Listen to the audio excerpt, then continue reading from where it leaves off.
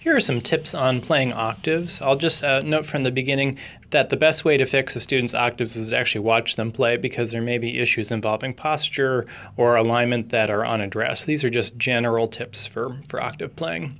The first is that if we stay open into an octave alignment without closing the hand will immediately get very tired. So one of the first things we have to do is learn what I call open but unstretched. And open unstretched is when the hand is open to the point where we're not feeling any work in between the fingers, and the hand feels very soft, but it's not activating any muscles. And it's important for kids to drop their hands by the side of the body, get nice and loose, and just find where that spot is. It's a big difference between here and here. And in my hand, I have an adult male hand. It's about a 6th, maybe a 7th on a good day. But in a smaller student's hand, it may just be a 5th or a 6th. And when we play octaves, we just want to return to this neutral. And it's not a very big motion. It's not a grasp. It's not a pull. It's just returning to this spot, so that the hand is constantly contracting and releasing. Okay, the next thing is that octaves are a staccato technique. And it doesn't matter if you're playing legato octaves where you're going to stay very close to the key, or very quick, short ones. It's always a staccato technique.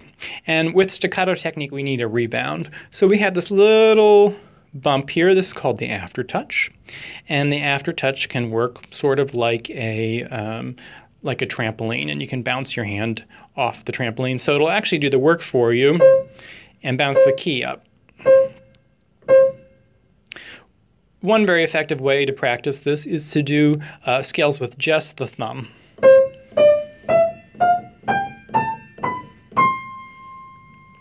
This gets the hand feeling as if it's rebounding off the key. And it gets the arm moving. And eventually you can even add some torso to it. So my torso is moving gradually to the right, as well as my forearm, finger, hand. One way to get kids to feel this is to simply grab their hand and bounce their hand up and down in yours, and just let it very freely bounce. Another thing that Susan Nowicki always suggests is just have students do very sloppy octaves or sloppy chords. So just going to get that feeling of the arm just bouncing off the keys.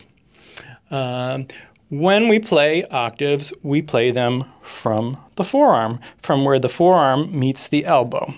This is the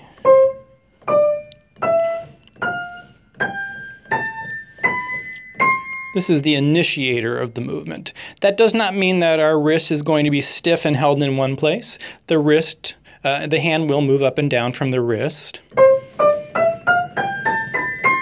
which gives the appearance of a little bit of a flap. But the actual initiation is from the forearm. And if kids try to move from the wrist, immediately the motion becomes huge, and it's very awkward, and it can lead to injury in the wrist, such as carpal tunnel syndrome.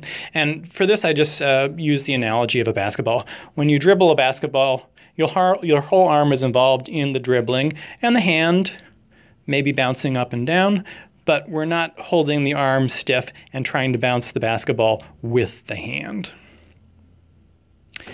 Common pitfalls of octaves are, particularly when you go from white to black. One thing that students will often do is they will twist the hand, doing either ulnar or radial deviation in order to get to a black key.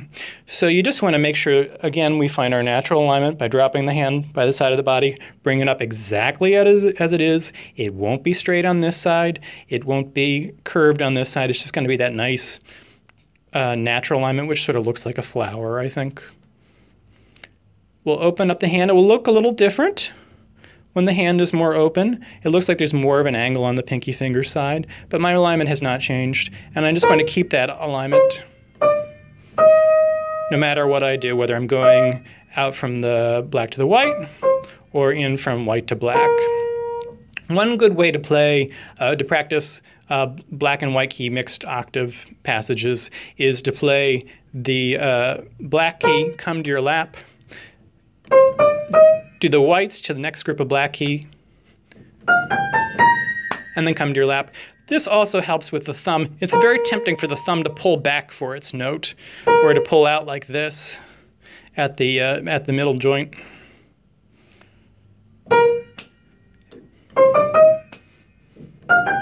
This will just ensure that we keep our natural alignment throughout. And the last thing I'd say, Ross was putting this out very well, we have curvilinear motions when playing the piano. We have shaping motions that go from a neutral down and back, and from a neutral up and back. I called this one a rainbow, and I called this one a smiley face. And they're very small. Again, if you over-exaggerate a motion, you will break at the wrist, which is never a good thing. But if I was going to do, say, a 5-note passage using an under shape, I'd start level, come a little lower, not too much, and then back to neutral. So that actually would be level, down, down, up, up to neutral. If I was going to do a 5-note shape the other way, if I was going to do an over shape, I would do level, up, up, down, down to level. And depending on the passage, you may want an over or you may want an under shape. The best way is just experiment and find out which sounds best for the passage and what feels best in the arm and hand. Last thing, chords. Because the keys are weighted, this pencil is not heavy enough to get the key. We need a certain amount of arm weight in order to get a key down. If we play 2 notes, as in octaves, we will need twice as much weight. If we play 3 notes, as in a 3-note chord, we will need 3 times as much and 4 times as much, etc., etc. Because of that, we also need to make sure that the height of our hand in reference to our arm is enough so that we don't have to do any extra work. So for instance, if I am too low here in the knuckles, the fingers will be forced to grip and push into the keys. I want to find just the spot where all I have to do is lift and drop the arm. If I'm too high, on the other hand, I won't have my arm weight. So it's a matter of finding that Goldilocks position. Not too hot, not too cold, just right. And we also need what we call micropulses. And that's just because we need to get enough weight into the keys. So even though you may want to do something that's more legato, like legato thirds or legato 6, we still need these little pulses all the way from the forearm. So for instance, we want to feel down, down, down, down, down, and maybe also a shape as well.